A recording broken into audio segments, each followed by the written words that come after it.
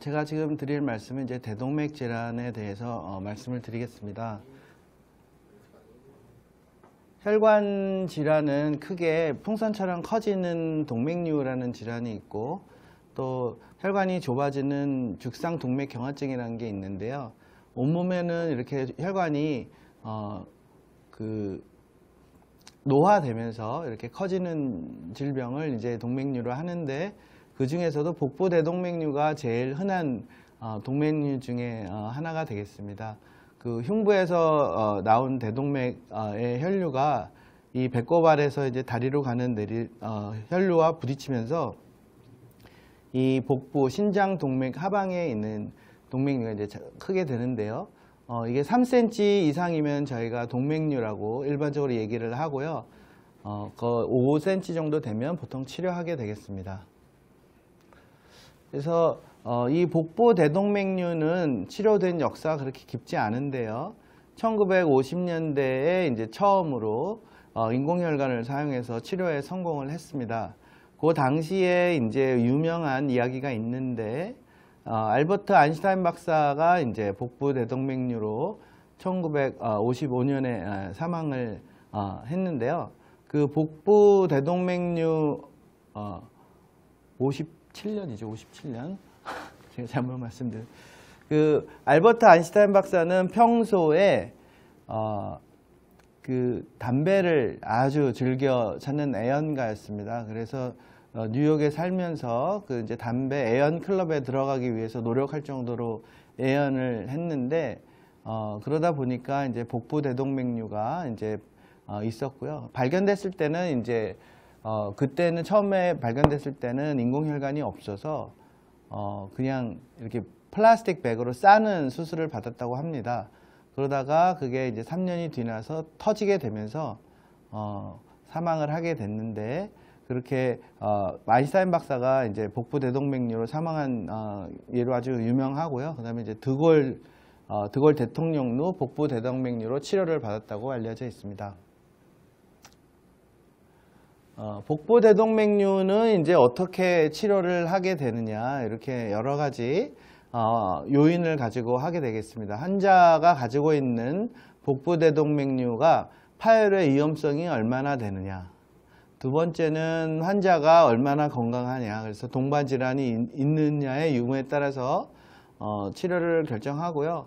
그리고 이제 해부학적인 특징이 최근에는 중요하게 되겠습니다. 왜냐하면 과거에는 수술 치료를 하다가 최근에는 이제 혈관 내 치료라 그래서 스텐트 같은 거를 넣는데, 그러면 치료가 굉장히 간단하고 쉬워지거든요. 그래서 그런 해부학적인 특징이 잘 맞아야 혈관 내 치료를 할 수 있어서 이 세 가지를 고려하게 되겠습니다. 그래서 이제 아까 복부대동맥류의 이제 정의에 대해서 말씀드렸고요. 원인, 그리고 이제 언제 치료하느냐, 그리고 어떻게 치료하고 치료받은 결과가 어떤지 한번 같이 말씀드리겠습니다. 복부대동맥류는 아까 말씀드린 대로 3cm 정도 되면 이제 복부대동맥류라고 진단을 하게 되는데요. 이 방치형으로 이렇게 방치형으로 생긴 복부대동맥류는 보통은 퇴행성 변화라고 저희가 생각을 하고 있습니다. 이 혈관이 고혈압이라든지 아니면 흡연에 의해서 이제 자극을 받게 되면서 이렇게 퇴화하는 것인데요. 이거는 보통 5cm 정도 되면 우리가 치료를 하게 되는데, 이렇게 옆에 쐐기형으로 나온 복부대동맥류가 있어요. 이거는 기존에 있는 방치형 복부대동맥류보다는 좀 잘 터질 수 있다고 알려져 있기 때문에, 이렇게 이상하게 생긴 복부대동맥류는 이 방치형보다는 좀 빨리 치료해야 되겠습니다. 그리고 이제 시술을 하다 보면 우리가 이 사타구니에 있는 대퇴동맥에서 시술을 하는데, 시술을 하다가 이게 지혈이 잘 안 되는 경우들이 있어요. 그래서 그런 거를 이제 가성동맥류라고 해서 그게 조그만 거는 잘 없어지는데, 이게 크게 한 4cm 이상 되거나 2cm 이상 되면 우리가 어떤 시술을 하거나 수술을 해야 되는 경우도 있습니다. 그런 거를 이제 가성동맥류라고 부르게 되겠고요. 그 외에도 어떤 유전학적으로 약해서 이 동맥류가 생기는 분이 있고요. 그 다음에 이제 혈관이 감염이 돼서 동맥류로 변하는 그런 경우도 있습니다. 그래서 동맥류는 한 90% 정도는 나이에 따른 퇴화 과정인데 반해서 그 외에 선천적으로 유전적으로 질병을 가지고 있거나 아니면 감염이 되거나 외상 이런 것에 의해서 동맥류가 발생할 수 있습니다. 파열 위험도의 평가를 하자 그러면 어떤 개개인에 대한 평가를 하다기보다는 지금은 이제 질병군별로 이렇게 나이별로 이렇게 저희가 기존의 데이터를 분석해 보고 있는데요. 보통 제일 파열 위험도 평가에서 제일 중요한 거는 지금 현재는 동맥류의 크기로 되어 있습니다. 동맥류가 5cm 이상일 때는 잘 터지지 않는데 5cm 이상, 6cm, 7cm, 10cm가 되는 경우도 있어요. 그래서 이 크기별로 파열 위험성이 다른데 5cm에서 6cm 정도가 되면 1년에 10%가 터진다고 하고요. 6에서 7cm 정도 되면 1년에 30% 정도가 터진다고 하고 그 다음에 8cm 이상이면 1년에 50% 이상 터질 가능성이 있어서 이 동맥류의 크기가 커질수록 파열의 위험성이 높다 이렇게 생각하시면 될 것 같고요. 그 외에도 담배를 피우고 있는 분, 그리고 가족력이 있는 분, 그리고 이제 조절이 잘 안 되는 고혈압, 그리고 아까 말씀드린 대로 동맥류의 모양에 따라서 파열의 위험도가 다르다 이렇게 말씀드릴 수 있겠습니다. 그래서 치료 적응증은 일반적인 치료 적응증인데요. 남자는 5.5cm, 여자는 5cm로 이제 치료 적응증을 하고 있고요. 복부대동맥류가 1년에 1cm, 6개월에 5mm 정도가 커지게 되면 이거는 점점 커지는 동맥류라고 생각을 하고 치료를 하게 되겠습니다. 그 외에도 이게 동맥류에 치료하지만 파열이 되는데 이렇게 파열이 되거나 복동이 있거나 아니면 동맥류 자체에 혈전이 있어서 이 색전증으로 발전하게 되면 치료를 해야 되겠습니다. 그래서 이제 지금 다음 거는 이제 복부대동맥류가 과거에는 수술적인 치료를 받았는데 최근에는 혈관 내 치료를 많이 하고 있습니다. 그래서 현재 치료받고 있는 복부대동맥류의 한 60에서 70%는 수술적인 치료보다는 혈관 내 치료를 하게 되는데 그거는 스텐트가 삽입될 수 있는 조건이 잘 맞아야 된다는 겁니다. 그래서 복부대동맥류를 기준으로 해서 위와 아래에 스텐트를 설치할 수 있는 혈관이 그렇게 너무 굽어져 있지 않고 스텐트가 고정될 수 있는 혈관이 있어야지 복부대동맥류의 혈관 내 치료가 가능하게 되겠습니다. 이거는 이제 그 가능한 그 해부학적인 구조를 설명하는 거고요. 그래서 과거에는 이렇게 배를 가르고 그 다음에 이제 겸자로 복부대동맥류의 상하를 이렇게 막아서 인공혈관을 넣는 그런 치료를 이제 복부대동맥류 수술 치료라고 했는데 이게 1990년대까지는 이게 주 치료였습니다. 그러다가 이제 90년대 이후에 이렇게 복부대동맥류 혈관 내 치료라고 해서 배를 가르지 않고 사타구니를 통해서 배 안에 스텐트를 넣는 그런 치료를 하게 됐는데요. 이게 비교적 결과가 좋아서 최근에는 각광받는 치료가 됐고요. 이건 어떻게 되냐면 보통 스텐트는 이 기기 자체에 구멍이 뚫어 있어서 넓히는 역할을 하게 되는데요. 스텐트 그라프트라는 거는 이 스텐트에다가 인공혈관을 이렇게 채워 넣어 가지고 옆으로 새지 않게 하는 그런 기능이 있습니다. 그래서 이거를 작게 말아 가지고 이 배 안에 설치하는 것을 복부대동맥류 혈관 내 치료라고 합니다. 그래서 이제 복부대동맥류가 치료를 한다 하더라도 이런 분들은 혈관 질환이 많게 되겠습니다. 그래서 심장내과 선생님들하고 같이 이제 주로 같이 얘기를 많이 하는데 이 복부대동맥류는 젊은 사람의 질환이 아니라 보통 70세 이상이 되는 노인 질환입니다. 그래서 심장 질환이 있는 분들이 많기 때문에 이렇게 심장 질환이 있는지 또 폐가 안 좋은 담배를 많이 피시는 분들이 많아서 폐쇄성 폐질환이 있거든요.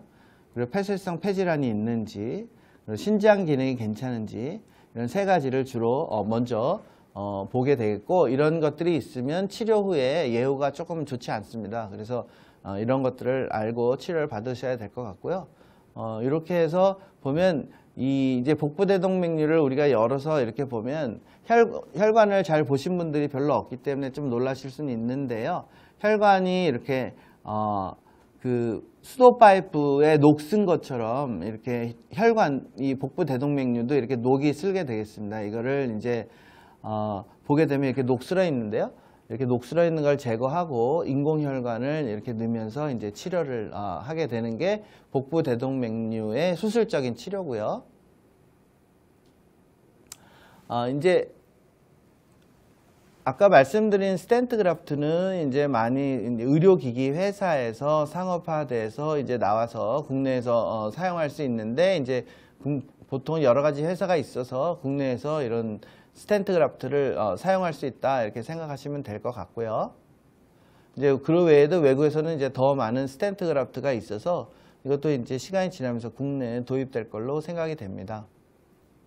그래서 스텐트 그래프트라는 거는 아까 치료 계획을 세워야 된다고 하는데요. 이제 의료 기술이 많이 발달을 하기 때문에 우리가 CT를 찍게 되면 이렇게 3차원 영상을 구현할 수가 있습니다. 그래서 이 3차원 영상을 통해서 우리가 스텐트 그래프트에 적합한 복부대동맥류인지 이렇게 미리 체크를 해보고 계획을 세우게 됩니다. 그래서 전 세계적으로 보면 복부대동맥류의 혈관내 치료는 1990년대 초기에 개발이 됐는데요. 96년에 이제 미국에서 상용화가 됐고, 이미 2000년대 초반에 수술적인 치료보다 더 많이 지금 진행이 되고 있고, 지금은 수술적인 복부대동맥류가 혈관내 치료가 되지 않으면 이제 수술적인 치료를 한다고 생각하시면 되겠습니다.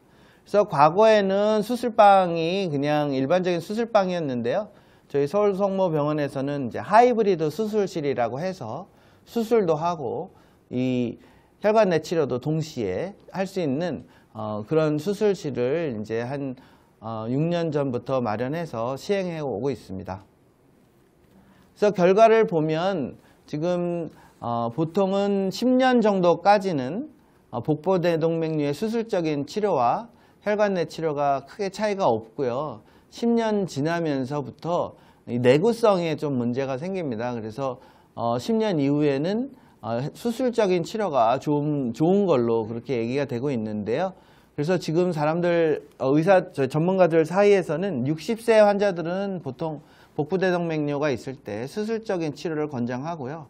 70세 정도 되면 그때 이제 복부대동맥류 혈관내 치료를 권장하고 있습니다.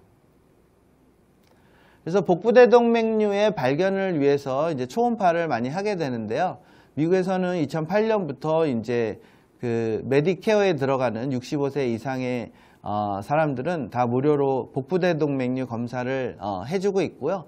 본원에서도 무료는 아니지만 아주 간단한 저비용으로 복부대동맥류 검진을 해드리고 있습니다. 그래서 여기에 대해서 65세가 되시는 분이라든지 아니면 본인이 평소에 흡연을 많이 하셨다고 생각되는 50세 이상의 분들은 한번 복부대동맥류 초음파 검진을 한번 받아보시기를 권장드립니다.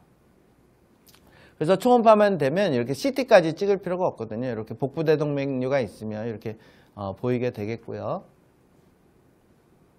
복부대동맥류가 이렇게 처음에 요거는 아주 예쁜 일반적인 복부대동맥류가 있는데, 이게 신장동맥에 가까워지거나 아니면 이 복강동맥에 가까워지게 되면 치료가 좀 어려워지게 됩니다. 그래서 이런 경우에는 조금 어려운 스텐트 그래프트를 사용하게 되는데요. 이제 우리나라에서도 올해부터는 이런 복잡한 스텐트 그래프트가 조금씩 소개되고 있어서 옛날에는 수술만 하던 치료가 점점 이제 혈관내 치료로 더 변화하고 있음을 이제 현장에서 알 수가 있고요. 그래서 결론적으로 말씀드리면 복부대동맥류는 퇴행성 동맥 질환으로 이제 대동맥이 풍선처럼 커지는 질환이고, 이 풍선처럼 커지다 보면 파열하게 될 수가 있어서 직경이 5cm 이상이 되면 치료를 해야 되겠고요. 이제 동반 질환이라든지 그 복부대동맥 해부학적인 특징을 고려해서 수술적인 치료 또는 혈관 내 치료를 하게 되어 있습니다. 그래서 그 결과는 짧게는 혈관 내 치료가 좀 우수한 걸로 되어 있고 장기적으로는 수술 치료가 우수한데 그거는 이제 환자의 아까 말씀드린 상황을 맞춰서 치료하는 것이 현재 이제 치료하고 있는 상황입니다. 이상입니다. 감사합니다. 아까 하지 동맥 같은 경우에는 저희가 맥박을 만져서 확인할 수 있는 곳이 몇 군데 있지 않습니까? 네. 아무래도 복부 대동맥은 좀 심부에 있기 때문에 저희가 이제 환자들이 뭐 맥박을 만져보거나 하기는 되게 쉽지 않는데요. 이런 그 복부 대동맥류가 있는 경우에 환자들이 처음에 느끼는 어떤 증상이나 또 어떤 그 징후들이 복부 대동맥 아까 초음파 간단히 하신다고 했지만 또 그런 환자들을 스크리닝한 또 방법이 필요하잖아요. 환자 증상이 주로일 것 같은데 초기 증상 어떤 건가요? 안타깝게 복부대동맥류는 초기 증상으로 어떤 추론할 수 있는 그런 방법이 없는 게 현실입니다. 그래서 과거에는 초음파가 발전하기 전에는 환자를 이렇게 시진이나 촉진을 하면서 진단할 수 있는지를 연구를 했는데요. 한 5cm 정도에까지만 해도 촉진으로 진단할 수 있는 확률이 50% 미만이라고 지금 발표가 돼서 복부대동맥류는 증상이 없을 때 검진을 하는 게 제일 좋은 방법이라고 생각이 됩니다. 간혹 복부에 이렇게 막 뛰는 종괴 같은 게 만져진다고 오는 환자들이 있거든요. 네, 맞습니다. 그런 환자들이 복부 대동맥류와 관련이 있나요?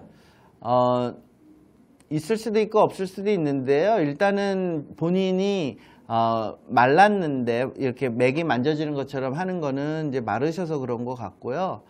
그런 거와 상관없이 지금은 60세 정도 되시면 한번 복부대동맥류의 초음파 검진을 한번 받아보시는 것을 추천하고 있습니다. 왜냐하면 복부대동맥류는 일반적으로 노인성 질환이기 때문에 젊은 사람한테는 흔하지가 않습니다. 그래서 일반적으로 60세가 되면 복부 초음파를 하라고 권장하고 있고요. 뇌동맥류와 마찬가지로 동맥류라는 것은 터지기 전까지는 증상이 전혀 없는 질환으로 그 선별 검사, 스크리닝 검사를 추천하고 있습니다.